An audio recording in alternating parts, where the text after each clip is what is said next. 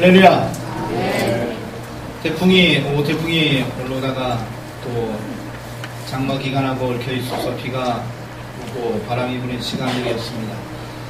오늘도 아직 비가 오지만 하나님께서 이 땅을 돕고 지키시고 보호하시기를 소망합니다. 우리가 그런 얘기를 들어봅니다.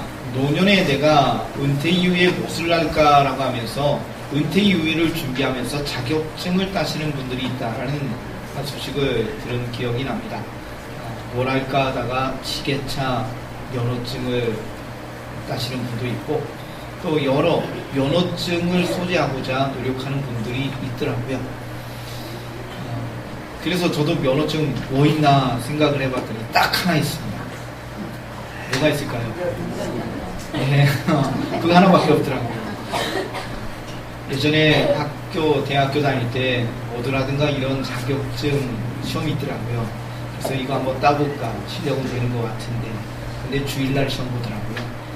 전도사가 어떻게 학교에 못 가잖아요. 그래가지고 다 포기하고 지금까지 하나 있었는데 유용하게 지금도 사용을 하고 있습니다. 만약에 운전을 하는데 면허증이 없다 생각해 봅시다. 어떻게 돼요? 문제가 되잖아요.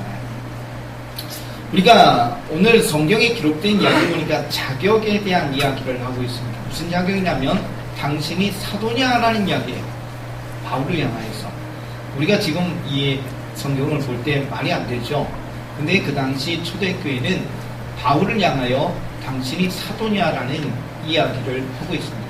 고린도 교회 굉장히 애착을 가지고 하나님 앞에 헌신하며 하나님의 교회를 세우는데 열심을 다한 바울이었는데 그 고린도 교회 성도들이 바울을 향하여 이야기합니다. 사실 고린도 교회는 문제가 많았죠.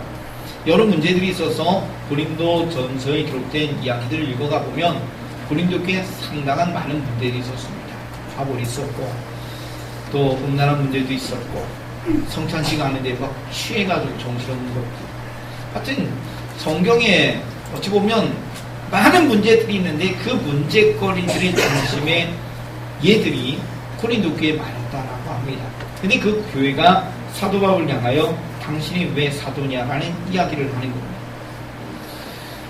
그도 그럴 것이 사도에 대한 호칭을 부여하는 것이 모든 사람에게 이야기하지는 않습니다. 우리가 제자라는 이야기는 성경에 많이 등장합니다. 한번 옆에 있는 분에게 이렇게 이야기합시다. 당신은 주님의 제자이십니다. 제자는 과거에 초대교회든 지금이든 앞으로 있는 세대이든 예수님 믿는 사람들을 제자라고 이야기한 거예요. 주님이 제자 삼으라고 이야기했으니까 우리가 제자가 되고 또 제자를 삼는 것이 주님 오시는 그날까지 계속 이어질 겁니다. 근데 사도는 아무나 사도라고 이야기하지 않아요. 교회 전통은 사도라는 직원을 아무에게 부여하지 않았습니다. 사도는 누가 되었어요? 주님이 철야기도하며 세우셨던 12명의 제자. 3년의 공생애 동안 예수님과 함께 하면서 예수님의 기적과 이적을 보고 가르치시는 걸 보고 혹시 모르면 예수님 그게 무슨 의미입니까? 설명을 들어가며 3년 동안 훈련받은 사람들이 예수님의 12명의 제자였고 나중에 가룟유다가 떠나고 마띠아가 사도행전을 보니까 더해지지만 그들을 향하여 우리는 사도다라고 호칭을 부여합니다. 이게 교회 전통입니다. 그런데 바울은 그와 연관성이 전혀 없어요. 공통부분가 없어요. 예수님이 뽑은 사람이냐? 아니에요. 오히려 예수님을 몰라요.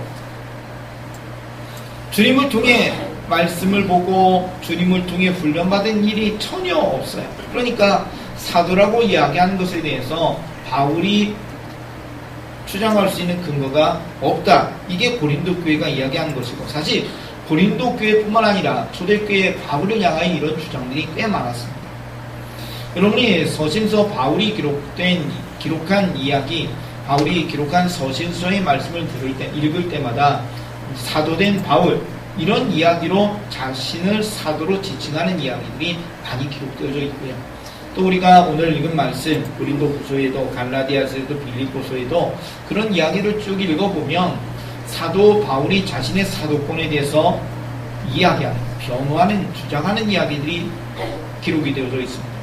결국 그 이야기는 고린도 교회에서만 이야기하는 것이 아니라 그 지역에 있었던 많은 교회들이, 많은 성도들이 당신의 사도권에 대해서 우리는 의심한다, 이런 이야기를 하는 겁니다. 나름대로 타당한 이유가 있어요. 좀 전에 이야기했듯이 사도는 주님이 세우신 제자, 주님의 3년 동안 공생의 사역에 동참하며 훈련받은 사람, 이들을 사도라고 이야기하는데 바울은 전혀 그렇지 않았어요. 오히려 교회를 핍박하는 사람이었죠. 사도의 이야기를 할 때 당신은 자격이 없다고 이야기합니다. 그때 바울이 그러면 내가 왜 사도냐라는 이야기를 오늘 본문에서도 설명하고 고린도후서, 빌립보서, 갈라디아서 이런 군데에서 이야기를 하고 있지요.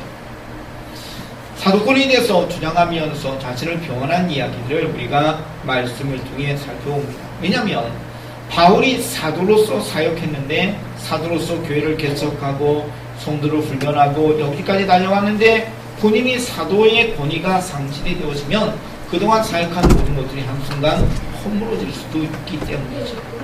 그래서 바울은 적극적으로 자신의 사도권을 보호하면서 자신의 사도권을 변호하며 주장하게 됩니다. 갈라디아서 1장에 보면 사도에 대한 이야기를 이런 언급을 합니다. 예수가 그리고 하나님이 나에게 부여하신 것이다 라는 설명으로 자신의 사도권을 이야기하고 있습니다. 누가요? 하나님이 세우셨어요. 사도는 누구냐? 예수님이 세우셨다. 그 이야기를 우리가 좀 전에 이야기했죠. 이게 교회 전통인데, 내가 비록 예수님이 살아생전의 공생의 사역 속에서 세우신 사람도 아니고 예수님이 공생의 사역에 동참한 사람도 아니지만, 그러나 하나님이 나를 세우셨다는 이야기를 갈라디아에서 이야기합니다. 우리가 바울의 생애를 알고 있죠. 그의 전에 사울이었다는 이야기도 우리가 알고 있고요. 그가 교회에 열심히 핍박하는 자였다는 것을 알고 있습니다. 북쪽에 있는 다메섹이라는 동네에 예수님 믿는 사람이 많다는 소문을 듣고 대성의 고문을 받아서 그들을 붙잡으러 가는 길 다메섹 도상에서 예수님을 만난 사람이 바울이었죠. 그러면 이름이 사울로 나왔죠. 근데 이 사람이 여기에서 예수님을 만나면서 다메섹에 들어가서 그가 하나님이 주신 아나니아라는 선지자를 통하여 눈이 보이지 않았다가 하나님의 치료 속에서 눈을 보게 하면서 아나니아 선지자를 통해서 이방인의 사도로 부르셨다는 이야기를 그가 알게 되었습니다. 자, 결국 뭐예요? 바울은 주님의 공생의 사역에 부름받은 인생은 아니었지만 오히려 교회를 핍박하는 자였지만 누가 세웠느냐? 예수님이 세웠다는 거예요. 예수님이 그 도상에서 자신을 만났을 때 사울아, 내가 왜 나를 핍박하느냐고 이야기했습니다. 바울은 교회를 핍박했어요. 성도를 핍박했어요. 그런데 주님이 뭐라고 이야기했냐면 교회를 핍박하고 성도를 핍박하는 것은 곧 나를 핍박한 것이다 라고 이야기했어요. 왜요? 교회는 그리스도의 몸이거든요. 교회를 향하여 성도를 향하여 핍박하는 것은 하나님을 핍박하는 것이다 라고 예수님이 바울에게 이야기하셨던 것을 기억해 봅니다. 그래요. 예수님께서는 바울을 세우셨는데 누가 세우느냐? 다시 기억합니다. 예수님이 세우셨다는 거예요. 그러니 나는 사도다라고 이야기를 하게 되는 것이죠. 내가 스스로 사도로서 일어난 것이 아니다. 자칭 사도가 아니라는 거예요. 예수님께서 나를 이방인의 사도로 불러주셨기 때문에 그래서 나는 지금도 앞으로도 사도란 이야기를 하게 됩니다 라고 자신을 변호하며 첫 번째 이야기를 풀어갑니다. 그리고 오늘 이야기의 말씀해 보니까 너희가 안다라고 이야기를 하는데 기록된 이야기의 말씀해 보니까 주 안에서 행한 나의 일이 너희가 아니냐라고 이야기를 합니다. 바울이 하나님의 부름을 받아서 사역했던 이야기를 하고 있는 것이고요. 바울이 하나님이 명하셔서 이방인의 사도를 부르셨기 때문에 그가 헌신하고 사역했던 결과들이 나타납니다. 여러분에게 묻습니다. 나무에 배가 달려 있습니다. 그럼 무슨 나무예요? 배나무. 아주 쉽죠. 사과가 열렸어요. 그럼 무슨 나무? 사과나무 이야기합니다. 물론 출발도 과정도 중요하지만 우리는 때로는 결과물을 통해서 그 모습을 발견하게 되는 이야기입니다. 바울이 사도의 이야기를 하고 있는데 자, 내가 하나님 앞에 부름받아서 사도로 사역한 결과가 있다. 여러 가지 결과가 있겠지만 지금 고린도 교회가 사도권에 대해서 논쟁을 하고 있으니까 나를 통해 하나님이 일하셔서 나를 통해 역사하신 그 결과들이 당신들 아니냐? 고린도 교회 아니냐? 그 결과를 바라볼 때 나는 하나님의 일을 했다. 그러니 나는 뭐라고요? 사도다라는 이야기를 하게 된 것입니다. 사랑하는 성도 여러분, 오늘 사도 바울이 이런 이야기를 하게 됩니다. 고린도후서 12장에 보면 부득불 내가 자랑할 것이 있다고 하면서 14년 전에 셋째 하늘에 올라갔던 하나님이 주신 신비한 체험에 대한 이야기를 하고 있습니다. 영적인 경험, 그에게도 놀라운 일들이 있었다라고 하죠. 하나님이 그를 통해 놀라운 일들을 허락하셨습니다. 근데 그것뿐만 아니라 사도 바울은 빌립보서 3장에서 자신의 과거를 되짚어가며 이야기를 합니다. 나는 베냐민 지파고 히브리 중에 히브리이고 바리새인이다. 그리고 그를 핍박하는 것에 열심히 내었고 율법으로는 흠없는 자였다라고 자신을 이야기합니다. 바울이 빌립보에서 이야기하는 말씀은 뭐냐면 내가 정말로 놀라운 사람이다라는 과거의 이야기를 하고 있어요. 자, 우리가 예수님의 제자를 한번 다시 되짚어 봅시다. 예수님의 제자들 대부분이 뭐였죠? 어부였습니다. 예수님이 부활하시고 갈릴리로 가셨을 때 그때 예수님이 그들을 만나셨는데 그 중에 7명이 물고기를 잡고 있었다라고 이야기를 합니다. 우리가 정확히 아는 베드로, 안드레, 야고보, 요한 4명은 어부라고 성경 명시했지만 그 외에 3명이 더해져서 물고기를 잡고 있었다라고 이야기를 하죠. 가룟 유다가 떠나고 나머지 11명이 남은 상태에서 7명이 물고기를 잡고 있었다라는 이야기입니다. 그러니 대부분 뭐예요? 어부였다라는 이야기입니다. 예수님이 그들을 부르셨는데 그들의 자격 조건을 볼 때 정말로 제자가 될 수 없어요. 사도가 될 수 없어요. 그들은요, 갈릴리 지역에서 물고기 잡는 어부인지라 기초적인 율법에 대한 이야기, 지역회당에서 조금은 배웠지만 전문적으로 하나님 말씀에 대한 훈련도 없는 사람이었어요. 몸을 써가며 육체 노동을 하며 평생을 살아가는 그러한 인생들이었어요. 그들에게 자격이 있느냐? 전혀 없었어요. 근데 예수님이 그들을 부르셔서 뭐라고요? 그들을 제대로 삼으셨고 후에 그들이 사도가 되었어요. 근데 오늘 이야기는 바울의 이야기잖아요. 그들과 견줘볼 때 바울은 정말로 대단한 인물이라는 사실을 기억해 봅니다. 최고의 석학이었던 가말리엘 문화생으로서 율법 교육을 받았던 사람, 대상에게 공문을 받아 다메섹에 갔다는 이야기는 그만큼 정치적인 힘도 있었고 사람들에게 인정받는 사람이었고 이런 이야기를 우리가 할 수 있잖아요. 그러니까 예수님의 제자들과 바울을 비교해 볼 때 어찌 보면 하늘과 땅 차이가 날 정도로 심한 차이가 있어요. 자랑할 수 있는 것이 있어요. 근데 내가 자랑하는 것은 부득불 하나님의 영광을 위해서 셋째 하늘에 올라갔다는 이야기를 하는 모습은 있지만 자신의 과거를 전혀 자랑하고 있지 않다는 겁니다. 바리새인 중에 바리새인, 히브리인 중에 히브리인. 이런 이야기, 자신생의 로마의 시민권도 있고 정말로 주장할 것들이 너무 많아요. 근데 그는 뭐라고 이야기하느냐? 이 모든 것이 나는 배설물로 여긴다. 이 모든 걸 배설물로 여긴다고 하면서 과거에 자랑할 수 있는 수많은 것들, 조건이 될 수 있는 것, 자격이 될 수 있는 이 모든 것들이 나에게는 아무것도 아니라고 이야기합니다. 사랑하는 성도 여러분, 오늘 이야기를 보면서 자격에 대한 이야기를 봅니다. 제가 목사가 됐는데요. 제가 목사가 된 모습을 한번 생각을 해봤습니다. 신학교에 들어가서 신학대학에서 87년부터 공부를 하고 그리고 졸업을 하고 94년에 전도사 승인을 받고 5년 동안 전도사 경력을 갖고 목사 고시를 보고 여러 일들을 보내면서 99년에 목사 암수를 받고 지금 여기까지 왔습니다. 물론 교단에서 정한 법에 의해서 정해진 시간들을 또한 정해진 과정들을 거쳐가며 여기까지 오게 됐습니다. 가만히 생각했어요. 그것이 전부일까? 그것이 전부일까? 저는 아니라고 이야기합니다. 자격이 뭐냐? 자격이 뭐냐는 거예요. 물론 좀 전에 이야기했듯이 교단 법에서 정했기 때문에 장로님, 권사님, 안수집사님이 아무나 되는 것이 아니라 최소한 그 과정의 모습은 거쳐야 된다는 이야기들을 하긴 합니다. 근데 그게 전부냐? 아니라는 거예요. 목사님 저나 장로님, 권사님, 안수집사님 여러분, 또 여러분 직분뿐 아니라 여러분의 사명의 현장이 있는데 그 사명의 현장에 있는 그 모습들이 자격의 조건이 되어서 아니라는 거예요. 노래를 잘한다고 찬양대? 아니, 노래를 잘해도 찬양을 못할 수 있어요. 남들을 잘 가르칠 수 있어요. 그렇다고 교사가 되느냐? 그건 아니라는 거예요. 제일 중요한 것이 있다는 거예요. 재능과 소질과 능력이 혹 주어진 과정을 온전히 준비해서 달려올 수는 있어요. 그러나 그것보다 더 중요한 것이 한 가지가 있다는 거예요. 바울은 지금 그 이야기를 하는 겁니다.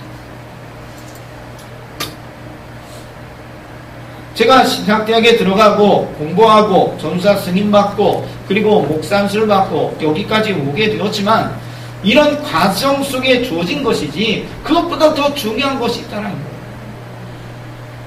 저희의 생활기록부를 언젠가 봤던 기억이 납니다. 초등학교 1학년부터 고등학교 3학년까지 장래희망 뭐라고 써 있었을까요? 목사라고 써 있었습니다. 제가 기억하기로는 고등학교 때는 희망대학까지 써 있더라고요. 그래서 장래희망 목사 가고 싶어하는 대학 서울신학대학 교단신학교니까 뭘 가야 되니까 그래서 쭉 기록했던 과거의 기록을 봤던 기억이 납니다.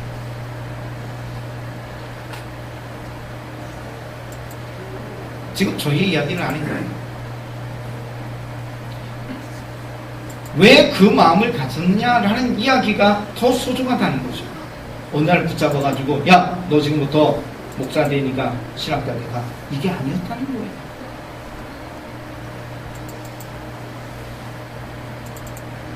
먼저 번에도 말씀드린 기억이 나는데 제가 목사가 된 거는 하나님이 부르셨기 때문이라고 했습니다. 근데 그 부름의 소명은 일단은 어머니를 통한 소원교를 통해서 이루어졌다고 말씀드렸죠. 그래도 지금은 하나님이 건강을 주셨지만 어렸을 때는 몸이 꽤 안 좋았던 것 같습니다. 제가 많이 아파가지고 의사에게 데려갔더니 의사가 하는 얘기가 이 아이를 포기하라고. 이 아이 못 살린다고. 여러분이 자녀가 아파가지고 죽어간다. 근데 의사가 못 고친다고 하면 얼마나 마음이 아프겠어요. 그래서 일단은 이 병원은 안 되겠다 하고 어머니가 저를 안고 나오시면서 하나님 앞에 기도하셨대요. 하나님, 이 아들 살려주시면 하나님 앞에 드리겠습니다.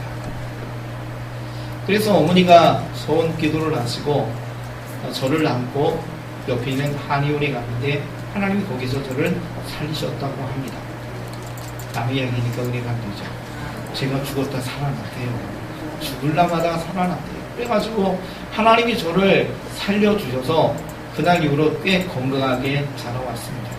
운동도 못하지만 그래도 빠지지 않고 뛰어다니는 거 보니까 여러 모습으로 건강 주실 것 같습니다. 감사해요.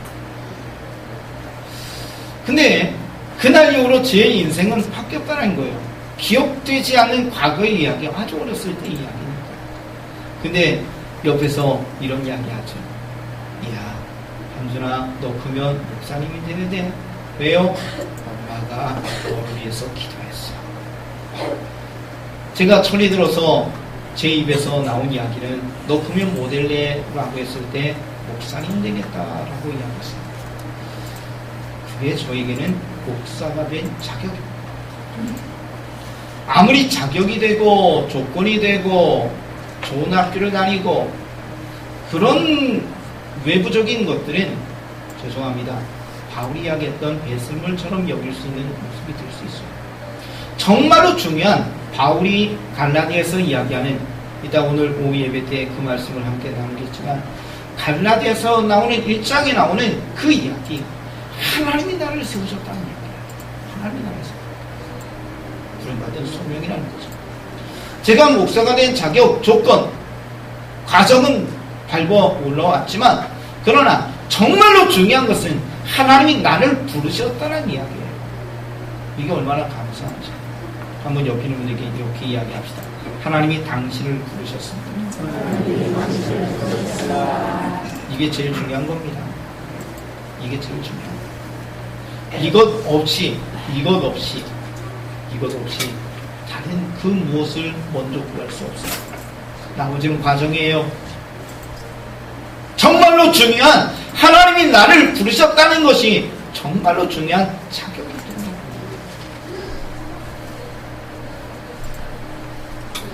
예수님께서 공생에 사역할 때 예수님을 유대 지도자들이, 산인 공의원들이 공격했던 이야기들을 알고 있습니다. 그 중에 공격했던 예수님에게 문제 삼았던 이야기가 번인 논쟁이었죠. 자격 논쟁이었습니다. 예수님을 바라볼 때 출신이 갈릴리 지역입니다. 갈릴리의 더 촌구석인 나사렛입니다.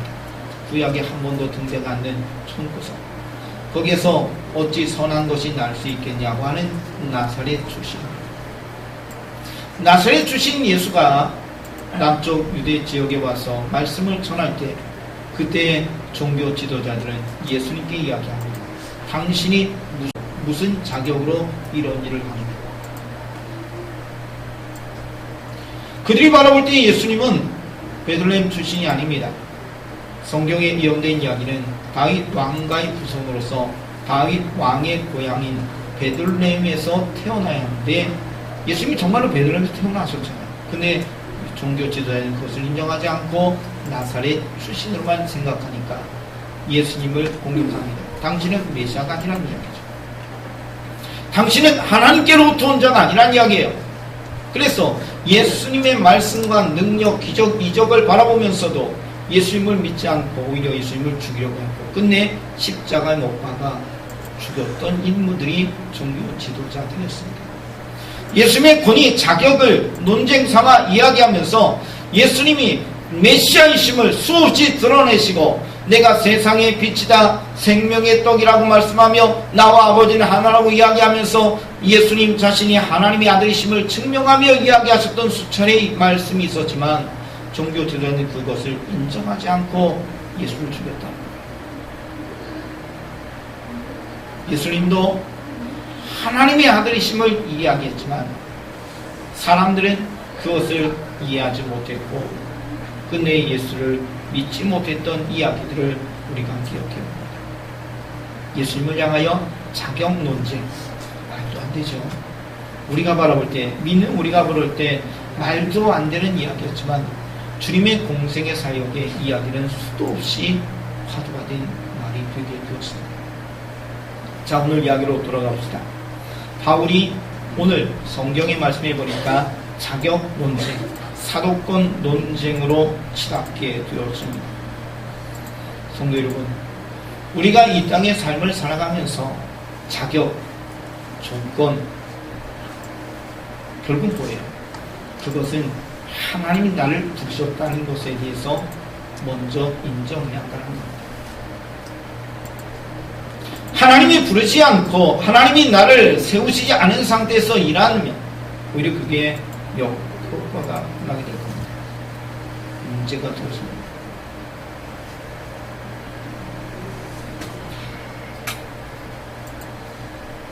제가 성결교회 목사하고 서울신학대학을 나왔는데 시간 가슴 아픈 과거의 이야기, 몇 해 전의 이야기를 되짚어가며 이야기합니다. 목사였고 서울신학대학교 교수였고 제 학교 후배였습니다. 근데 그가 텔레비전에 나오더라고요. 모자 눌러 쓰고 마스크 쓰고 나중에 그 이야기 들을 때 얼마나 마음이 아팠는지. 제가 그 후배를 기억할 때는 도서관에서 열심히 공부했던 후배로 기억돼서 열심히 공부했으니까 유학도 가서 박사학위를 따고 들어와 서울신학대학교 교수가 됐답니다. 근데 그가 매스컴에 나왔는데 가슴 아프게도 자신의 딸을 죽인 살인자로 나왔더라고요. 몇 해 전에 아마 여러분도 뉴스를 통해 보신 이야기가 기억날 겁니다. 마음이 너무너무 아팠어요. 똑똑하죠. 박사학위도 받았죠. 근데 그에게 하나님이 부른 소명이 있었으니까, 소명이 있으니까 거기까지 왔겠지. 근데 왜 그것이 무너졌을까? 그런 생각을 해보게 됩니다. 바울 정말로 대단한 사람이에요. 하나님이 그를 부르신 것 인정해요. 근데 바울이 존경받는 이유는 끝까지 그 길을 갔다는 거예요. 아까도 이야기했지만 빌립보서에 나오는 자랑거리를 자랑거리라고 이야기하지 않았어요. 나는 다 배설물로 여긴다. 아무것도 아니라고 고백했기 때문에 그는 존경받는 인물이 된 거죠. 끝까지 충성된 하나님의 부름받은 헌신된 인물이 됐다라고 믿습니다. 가슴 아프게도 그 후배의 이야기를 이야기할까 말까 하다가 나누게 됩니다. 근데 사실 목사의 이야기가 간간히 들릴 때마다, 좋지 않은 소문이 들릴 때마다, 뉴스에 나올 때마다 마음이 너무 아파요. 근데 목사뿐인가요? 장로님도, 권사님도, 집사님도 그렇다는 거예요. 얼마나 마음이 아파요. 여러분, 우리는 자격, 조건 없어요. 중요한 한 가지가 있어야 됩니다. 그게 뭐냐면 하나님이 부르셨다는 거예요. 하나님이 부르셨어요. 근데 이 하나님이 부르신 것을 잃어버리면, 하나님이 나를 부르셨다는 것을 잊어버리면 우리는 한순간 내 이름이 드러나고 내 주장이 되어지고 오히려 나는 무너지는 존재가 될 겁니다. 여러분, 소망합니다. 주님이 우리를 부르셨습니다. 교회를 에클레시아다라고 하죠. 교회를 에클레시아라고 하는데 세상에서 불러내었다라는 의미를 가지고 있습니다. 세상에 죽어가는 영혼, 주님을 몰라 어둠 속에 있던 그 영혼들이 예수의 십자가의 은혜로 구원해 하셔서 세상에서 불러내서 빛의 자녀로 여기에 모이게 하셨어. 이게 교회. 내가 자격이 있어 구원받았느냐, 내가 자격이 있어 뭘 했느냐, 아무것도 아니라는 거죠. 주님께서 우리를 사랑하셔서 십자가에 죽기까지 사랑하셔서 내가 아무런 조건이 없지만 나를 사랑하셔서 우리를 이곳에 세우신 적이 있습니다.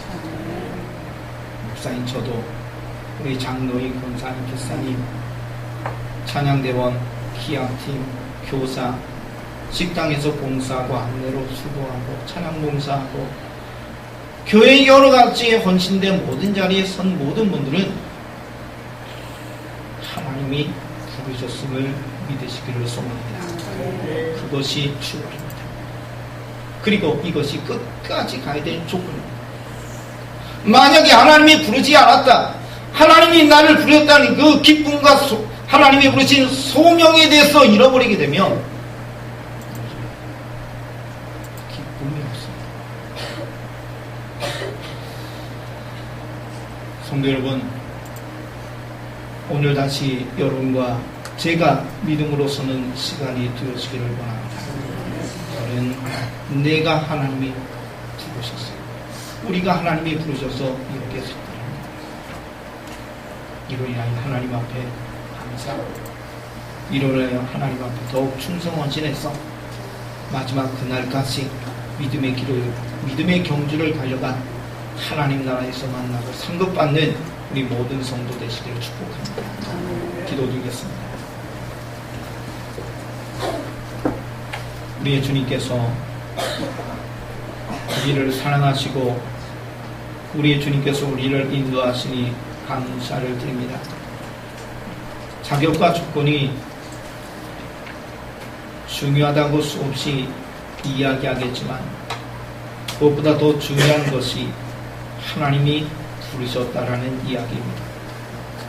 예수님도 자격, 권위, 논쟁에 휩싸이게 되었고 바울도 권위, 논쟁에 휩싸이게 되면서 오늘 이야기를 말씀을 통해 바라보게 됩니다. 우리 자신이 하나님 앞에 부름받은 귀한 일들이 있음에 감사합니다. 이것 잃어버리지 않고 날마다 하나님의 부르신 은혜에 감사하며 믿음의 길을 걸어가는 주의 자녀가 되게 하여 주옵소서. 예수님의 이름으로 기도되옵나이다. 아멘.